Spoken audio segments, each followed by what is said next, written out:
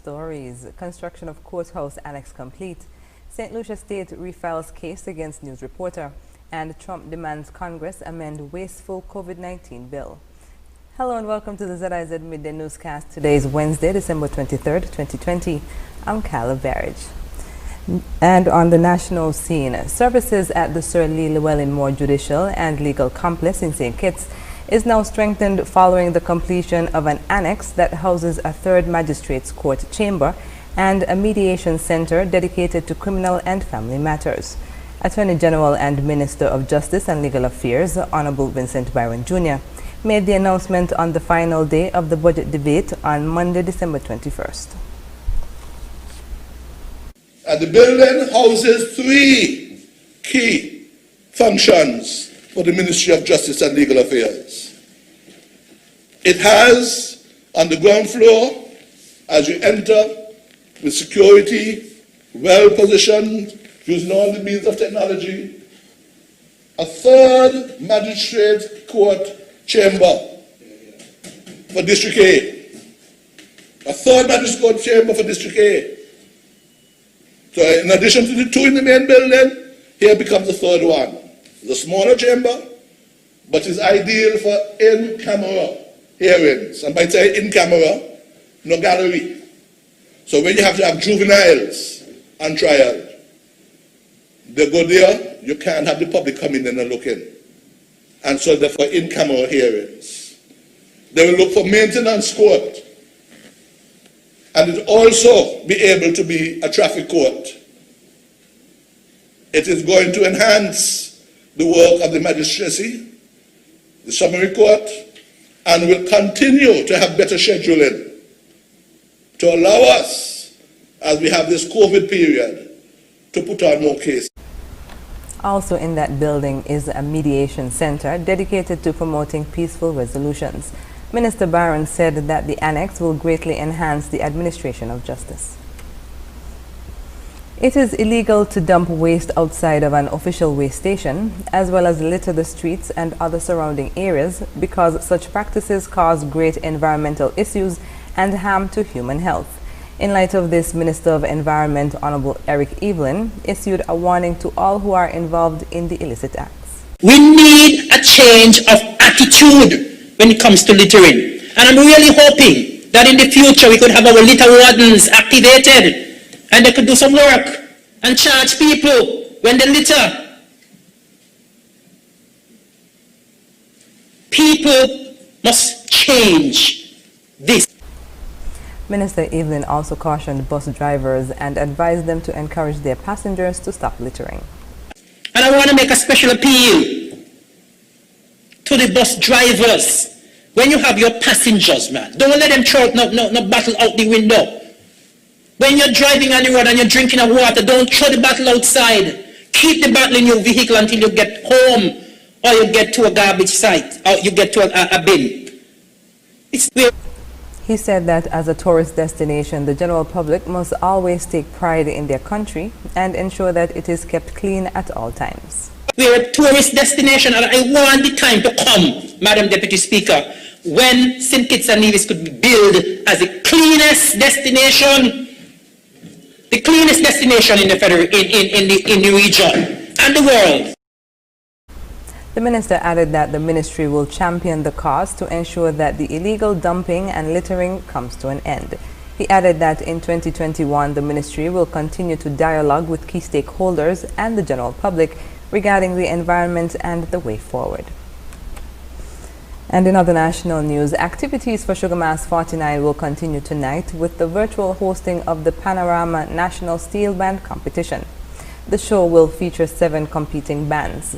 In order of appearance, they are Doris Steel Orchestra, Sweet Sticks Ensemble, Nevis Pan Ensemble, Pan in Splendor, Fantastic Steel Orchestra, Steel on Fire, and EBJ Harmonics. There will also be special guest performances by Nature B, Katie Dan, Statics, Lucas H.E. and DJ Flames. The Panorama National Steel Band Competition begins at 7:30 p.m. and allows for a limited live audience. It can also be viewed on SKN Carnival Facebook and YouTube pages and ZIZ Radio and Television. And we're moving now to news on the regional scene.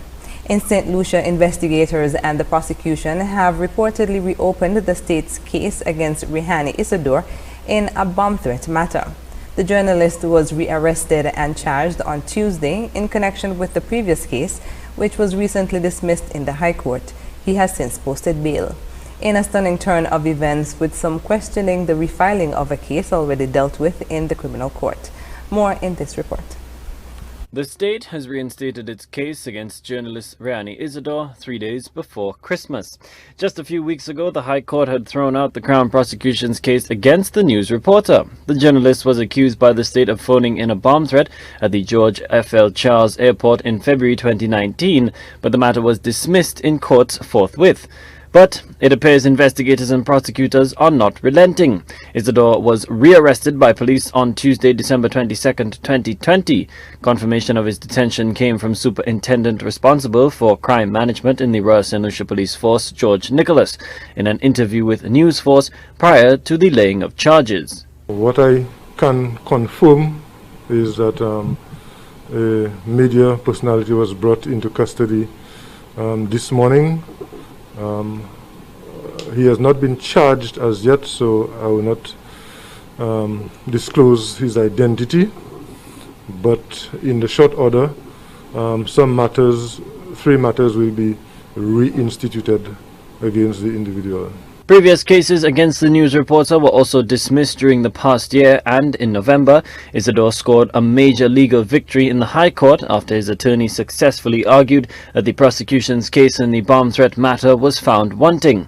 The grounds for refiling a case have not been publicly disclosed. Critics in the wake of this latest arrest have raised a number of questions about the legality and constitutionality of the move. Superintendent Nicholas was asked whether the reinstatement of proceedings is unusual. Has this ever happened before? This is not an unusual procedure in the history of the judicial system. Obviously, we cannot go into the merits or demerits of the reason why it was done. I'm sure the appropriate place for that would be in the courthouse, and we'll hear arguments on both sides where the judge will make a ruling on the matter.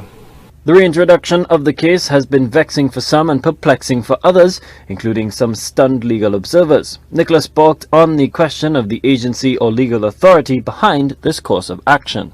I'm not sure it is relevant at this point to determine whose call it is and whose call it's not. At the end of the day, what we want is for justice to be served, and that can only be done when a matter has been brought before the court. So let us allow due process to unfold, and I'm sure that at the appropriate time we will come to a conclusion in this matter. Isidore's travails began in September 2016 after Prime Minister Alan Chastanet publicly berated the journalist and threatened a defamation suit against the reporter and his then employer HCS, demanding an apology over an alleged slip-up in coverage of Prince Harry's visit to St. Lucia.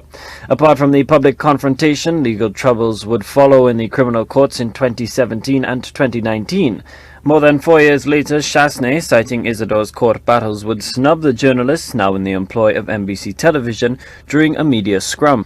Just over a month ago, supporters of the embattled reporter breathed a collective sigh of relief with what seemed like the end of an eternal ordeal, with news of legal victories in all the matters before the courts.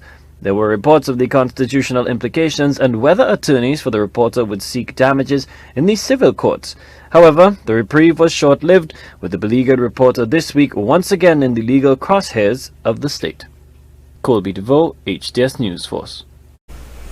In Jamaica, the family of 50-year-old Leon Forbes believes negligence on the part of the hospital is the cause for the state he is in after he was admitted to the Spanish Town Hospital for back pains nearly a year ago. He was sent home undiagnosed and his condition is worsening. More in this CVM News report. Several months in the Spanish Town Hospital has left Leon Forbes with several massive bed sores, bad memories, and no closer to a diagnosis. Now wheelchair-bound, this hard-working father of two and Mason has been receiving care from his cousins Diana and Arlene.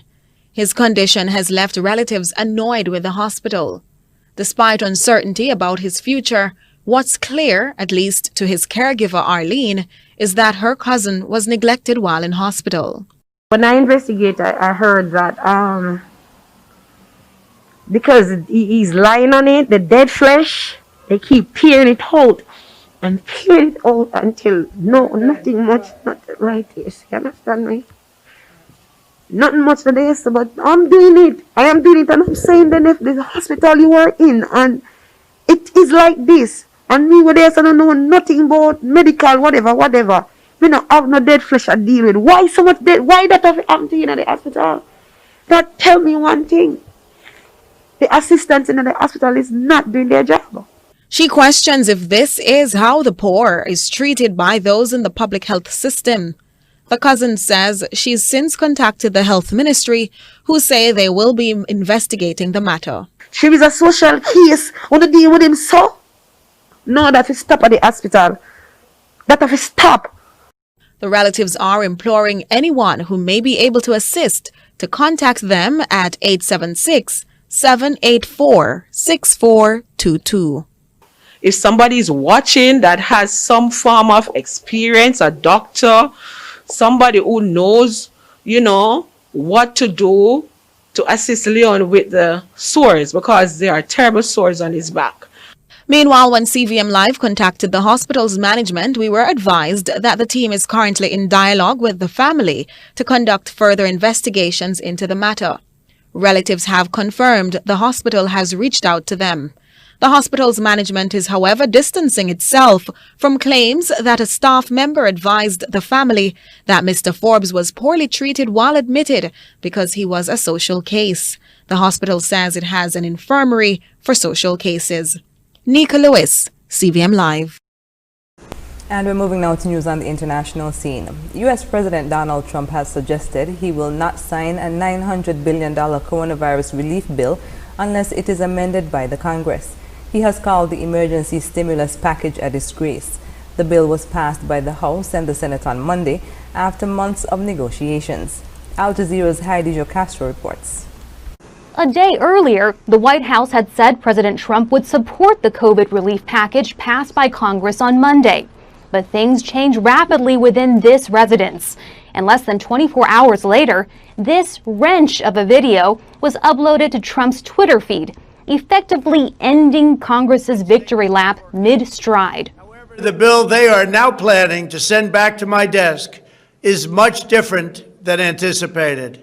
It really is a disgrace. For example, among the more than 5,000 pages in this bill, which nobody in Congress has read because of its length and complexity, it's called the COVID relief bill, but it has almost nothing to do with COVID.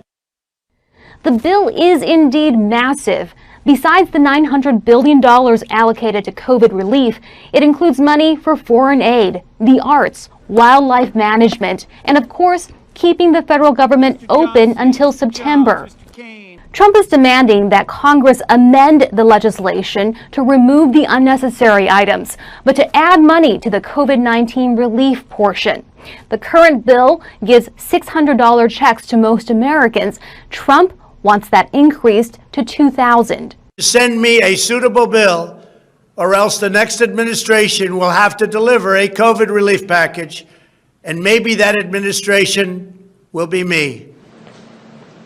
It won't. Despite Trump's continued refusal to concede the election, Joe Biden will be sworn in as U.S. president on January 20th.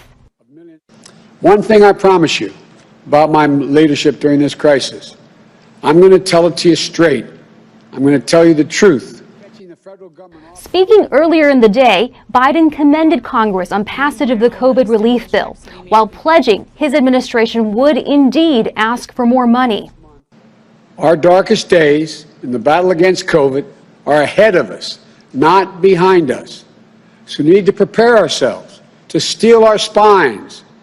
As frustrating it is to hear, it's going to take patience. More patience than what Americans had been told just a day earlier by Trump's own Treasury Secretary, who had promised people would begin receiving those $600 checks approved by Congress next week. Now the plan is in limbo. Congress had passed the bipartisan measure with veto-proof supermajorities, but Trump's demands may give Republicans cover to switch their votes, or it could give Democrats ammo to insist on the bigger checks for Americans that the party had wanted all along. It had taken months of negotiations to achieve this so briefly celebrated progress in Congress. And now, the only certainty is Trump's insistence on leaving a mark during his last days in office. Heidi Jo Castro, Al Jazeera, Washington. Israel is to hold its fourth election in 2 years after its parliament failed to pass a budget and was dissolved. It ends what has been a fractious coalition that briefly united Prime Minister Benjamin Netanyahu and rival Benny Gantz. Al Jazeera's Barbara Angopa reports.